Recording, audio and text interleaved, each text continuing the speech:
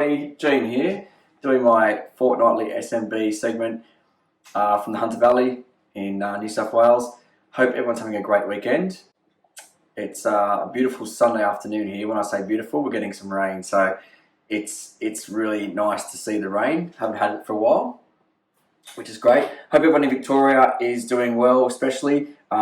Good to see the announcement this morning that the lockdowns are going to ease. I know a lot of people in Victoria who are really doing it tough, and I'm really happy that the Premier has announced some restrictions are going to ease this, in the next couple of days and weeks. So hopefully it's the start of good things down there for you guys. I just wanted to talk about, in my segment this week, about staying motivated when things are, excuse me, a bit flat. I have been quite flat myself this week. It's been minor health issues and just a few things out of my control. And I just, in my last segment I spoke about, being positive and always trying to be up here when sometimes we really are down here, and we're always putting on a smile to hide that. And I think, we probably don't have to always be up here. Sometimes when we are down here, it's okay because it's natural to be that way. But there are things that can still pop you up and make you feel a bit okay, and still, keep us grounded, so to speak. So other things I think we need to stop doing is being so hard on ourselves. I think that self-criticism is damaging sometimes. And yes, you can be your own worst critic, and that, as I said, can keep people quite grounded and it can keep people on track. But being too hard on yourself can also be detrimental. So I think, don't be too hard on yourself when things are out of your control, like finances, other things like that. Family matters sometimes can be out of your control. Health can be out of your control sometimes. A lot of things that can really hurt you, you don't always put on yourself. So I think try to be a little bit more easygoing on yourself, and you'll tend to see that things will work out a bit better for you. Getting out and moving is the second one that I was talking about last time as well. Exercise, huge benefit to your health. Getting out of the house if you're feeling flat, going for a walk, going for a run, going for a surf, doing something that you normally would do that would pick you up. Exercise, we all know, creates endorphins.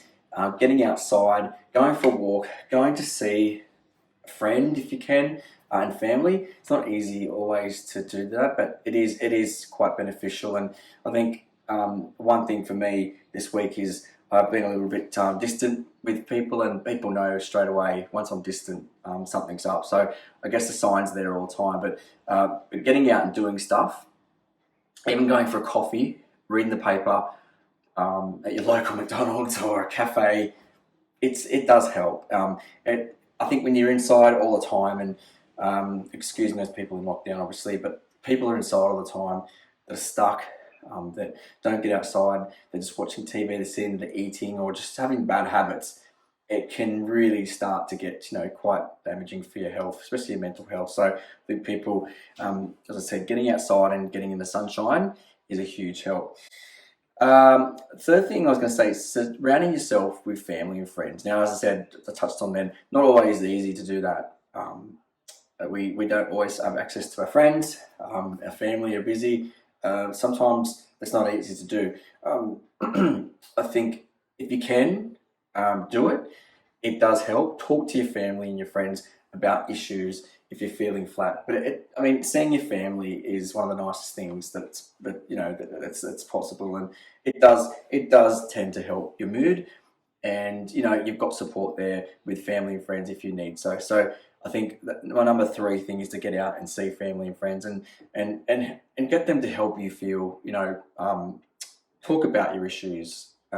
You'll always feel better usually after you've spoken to family. I know I do when I speak to my mum and dad about things. Find a way to laugh.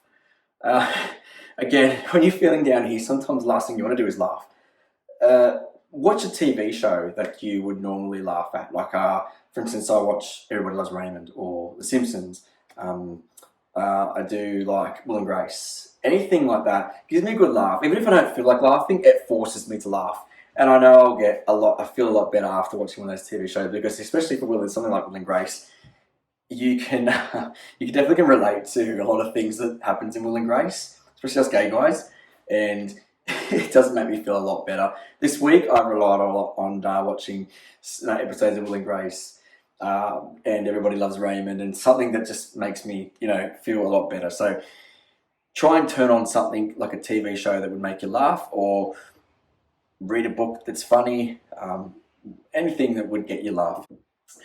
Eating, huge thing here. When you're feeling flat, I get rid of my healthy habits.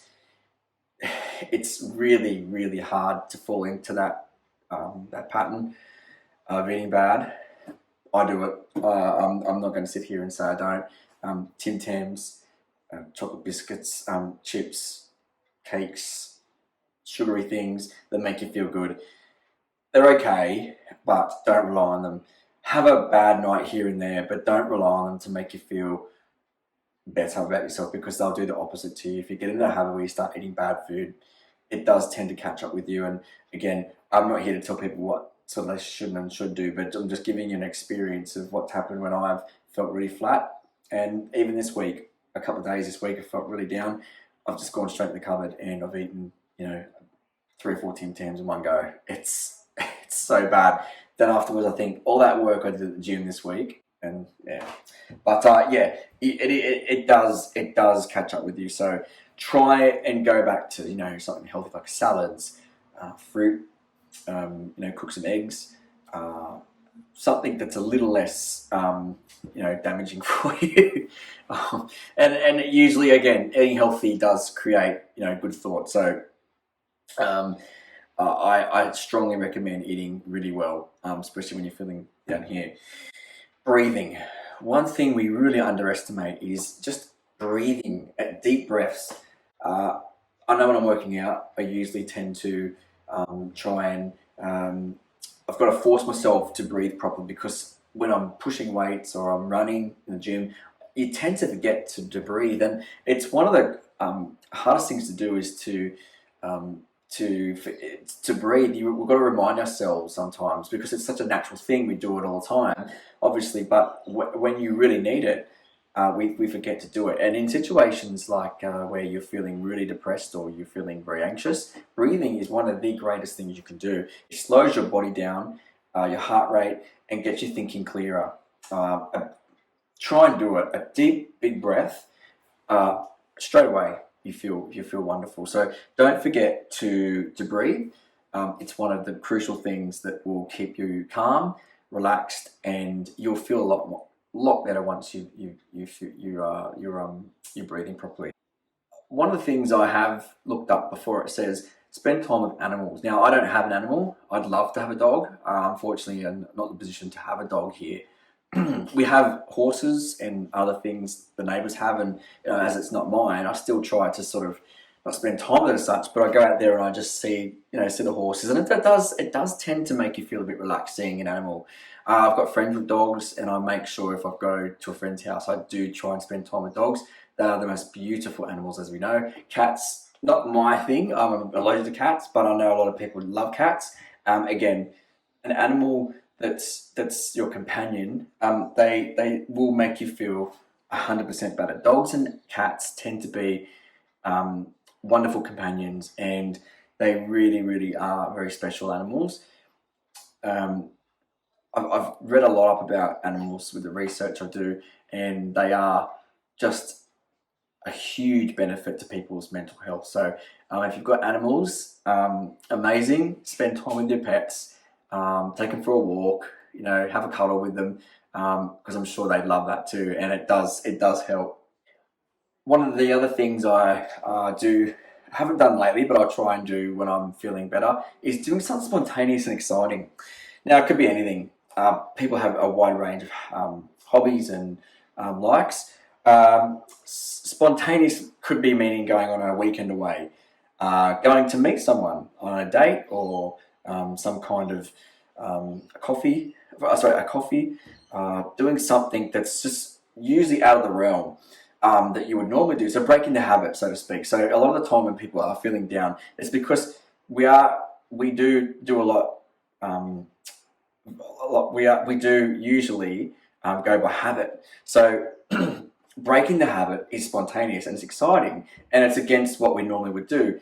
And you do feel better for doing something brand new.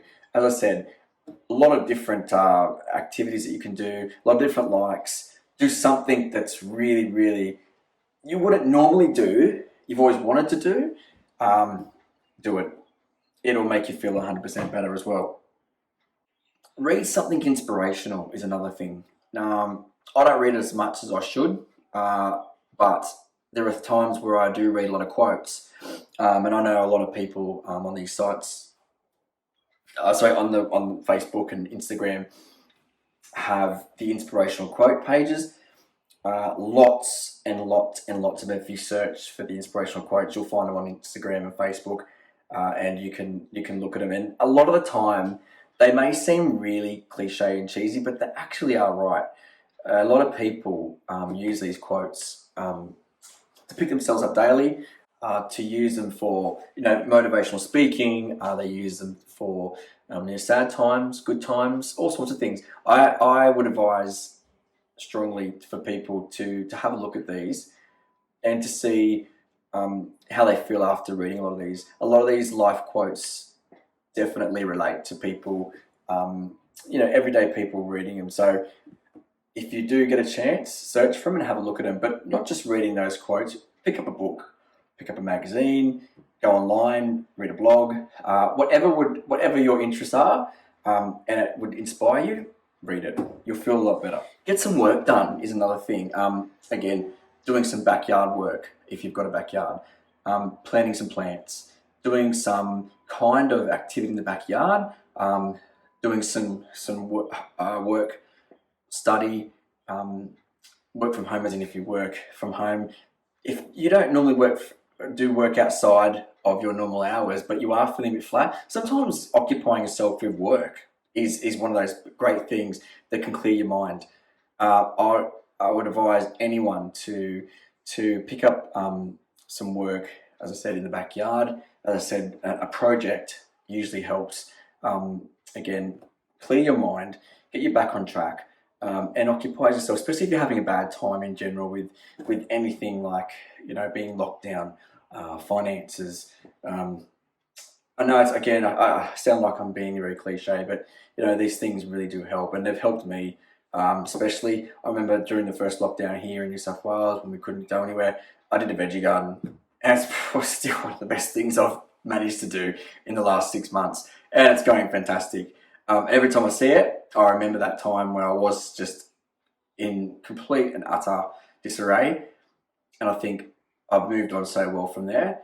And every time I see that veggie garden, I'm reminded of the hard time, but how I've passed it, and my veggie garden's flourishing. So anything like that, is a good reminder and a good sort of diversion for you as well. So I definitely would try something like that to keep your mind off things like a project.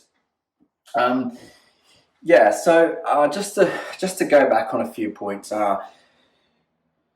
It's not always going to be smooth sailing. We know that. We're not always going to have everything our way, but there are always things to do, and people that can help you get back up here when you're feeling here. As I said, having a pretty ordinary week myself, but I do feel a lot better after even talking today to all you guys. So if you need help with anything, I'm sure you've got family and friends. If you don't, there's always ways around that. Speak to work colleagues, speak to neighbours. There's people on this website that you can reach out to. I know Joe and his team are extremely welcoming and will always be there. Someone will always be there to listen to you. So don't always feel that you're alone. There is always someone ready to listen. I want to thank all you guys for listening to me this week. I hope everyone has a great week ahead, and I'll be back in 2 weeks' time with a new topic. See you later, guys.